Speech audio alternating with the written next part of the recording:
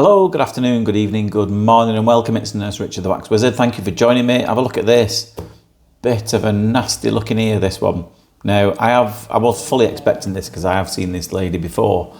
And I think it featured in a previous video. Don't ask me to remember which one it was because I haven't got the foggiest, to be honest with you. But some of you may well recognise it because there's quite a distinctive feature in both of them, to be honest. Now, she has quite a history. She's had surgeries on both ears to repair perforations, and they kind of both haven't worked, and they've kind of just decided to leave them as it is. It's as good as they're going to get. They're not going to do any further surgeries. So they've been this way for a number of years now. I'm not entirely sure what caused the perforations in the first place. But yeah, the surgery failed. And whether it's the graft that's in there that's failed, or she's actually grown what you could call a false fundus, that's certainly the case in the second ear you're going to see. But this one, it looks really odd. There's a kind of a constant infection in there as well because of this perforation in this either reconstructed eardrum or the false fundus that's just failed and it's got a hole in it. So there's constantly discharge leaking out of it. She's always got a middle ear infection. So what she's on like a low dose maintenance antibiotic. She always has been since this. Rather than repairing it, they'd rather keep her on a relatively low dose. They call it prophylactic, which means it's preventative. So it's a smaller dose of antibiotic, not a big one. Just to make sure that the infection never gets out of hand, although it never quite goes completely.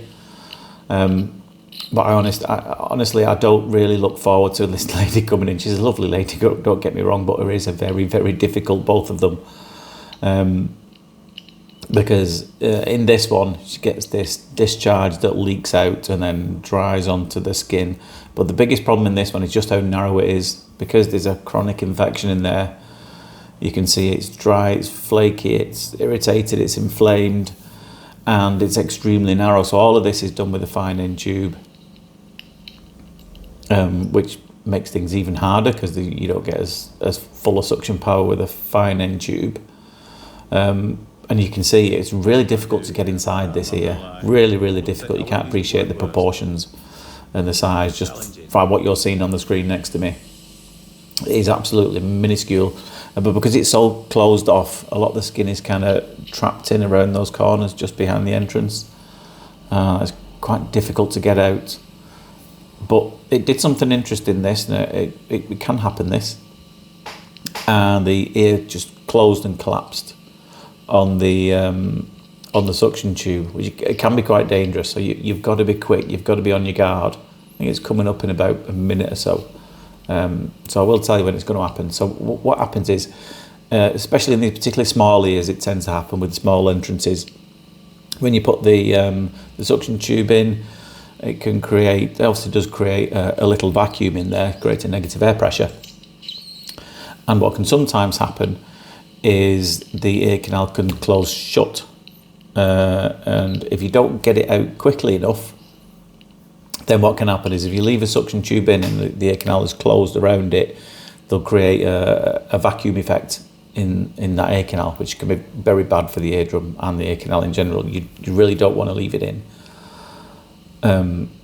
So you've got to always be prepared for this. And I know this lady's ear kind of has threatened to do it in the past, because you can kind of just see it closing inwards, not in this procedure, but when I've seen it before. But this time it fully decided to just go for it and shut on me. And I'll be honest, we were pretty much done with the procedure in this anyway. There's never any big blockages in here. It's just peeling away a bit of the debris that's on the canal wall. I would have liked to have carried on a little bit, but it wasn't the end of the world. Any minute now, you're just going to see it. I'm going to slow it down as well. There you go. You can see it just shut. Now, it didn't completely shut, because you'll just see a little gap underneath the suction tube. That's why I slowed it down. So the suction tube was never in there whilst it was completely shut. I managed to yank it out in the nick of time. So we decided to stop with that because we didn't want to risk that happening anyway.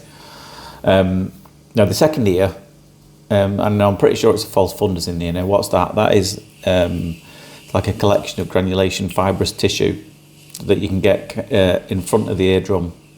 So the ear canal is kind of usually a bit shorter than it ordinarily would be, and you usually always get these in response to recurrent infections, trauma. I suspect we know there's been a lot of infections in this lady's ears, and there's also been surgeries that haven't really worked very well. So she's had that much going on in it that it's formed a false fundus in there. It's a bit more straightforward, this one, and a bit of satisfying peeling in this as well. You'll see again, probably chronically infected as well here, just because of how dry, narrow, and generally irritated this ear is. And again, just as difficult to get in, not quite as small as the other one, but small enough. And you can see in the distance now, can't you, what you might think is an eardrum, but I'm pretty sure it's not. And what I was expecting in this, I think she came about a year ago, and she had this really thick plug of dead skin in, you'll see it in the top, just underneath where the probe is, you'll see it a bit clearer later on, that had collected in one specific area. Am I going to get to see it here? They just see the top right hand corner. There's it's more white there than it is anywhere else. When I saw it last time, it was so thick, that thing, and thankfully we managed to peel it all away. Now I did have a go at it later on in the video, but it just wasn't ready, and it was flexing as I was literally touching the surface of the skin there. So it was way too risky to try and carry on going. She doesn't have much hearing in either ear, to be honest. She can hear well enough to get through life, but it's not brilliant. And because of all the issues she's had in both ears, they just really struggle to shed its skin. But that means I get some nice satisfying peels, especially in this one. I know a lot of you like satisfying peels like this, as do I, when they're easy, not when they're difficult. But despite not having great hearing, she does feel different after I do this. It does improve things somewhat. So what have I been up to? I normally chat about other nonsense, don't I? This morning I've been stripping this morning. And no, ladies, it's not what you think. Again, more decorating. I've been going on about this for a while, but there's so much work to do in my new clinic room that I'll hopefully be moving to in possibly about a week or two. Although these are done in advance, so as I'm recording this, I'm about a week or two away from moving into it. But because they've recorded that far in advance, when this comes out, when you're watching it, I might already be in there. Fingers crossed that is the case. I'm just waiting on a lot of workmen, because I've done most of it myself. I've been wallpaper stripping, that's what I've been doing this morning. Up a ladder, getting rid of some horrible floral stuff. And your heart always sinks a little bit, doesn't it, when you're wallpaper stripping, and you're thinking, oh, I hope to God the wall's all right underneath, so I don't have to get it replastered. But it's not too bad.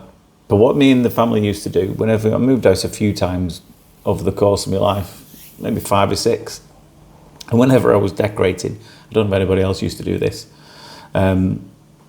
we used to, especially if we put wallpaper down, we used to write in paint little secret messages or daft jokes or silly pictures on the wall before you put the wallpaper off. So the next person who moves into that house, if they decide to ever decorate, they'll strip the wallpaper off and they'll see all these daft things that we've left on the walls.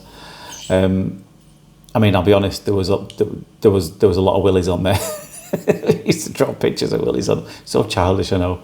But I know full well it would have given someone a right good laugh when they were decorated, hopefully anyway. Or we left some jokes or wrote our names on them, you know. But if you've ever moved into an house in the northwest of England, stripped your wallpaper, and you found someone's painted a willy on the wall, then you'll know you might have one of my old houses. So I think I am going to have a go at that dead bit there. I'm just trying to get it in focus first. But it just didn't come. I tried, but you'll see as I touch it with the fine end tube, you'll see it just flex a little bit. And if something's flexing, it's obviously it's not good. You can't be doing that for too long, to be honest. I think I remember saying to her at the time, I've almost got to wait for this to get thicker before I can get it off. Because it was extremely thick last time. There was lots and lots of layers. And it's odd why it just collects in that same area. I wasn't expecting it to be pretty much the same. Maybe that particular part just fails to shed as well as the other ones. And so you can see it flexing. I am touching it. I'm not managing to catch a lip. But like I said, I don't want to persevere too long here, just in case some tissue comes away that you don't want to come away. Because whilst I'd be happy to get the thin layer of dead skin there. Did you see the whole thing move then? You shouldn't do that to the detriment of all the other tissue when you see everything else flexing. Again, you can see the whole thing moving, but it's not wanting to come. But it looks a lot better than it did beforehand anyway. Anyway, I hope you enjoyed that. Plenty more interesting ones to come up in the foreseeable future. But for now, thanks for watching. Take care of yourself, and I'll see you soon. Ta-da.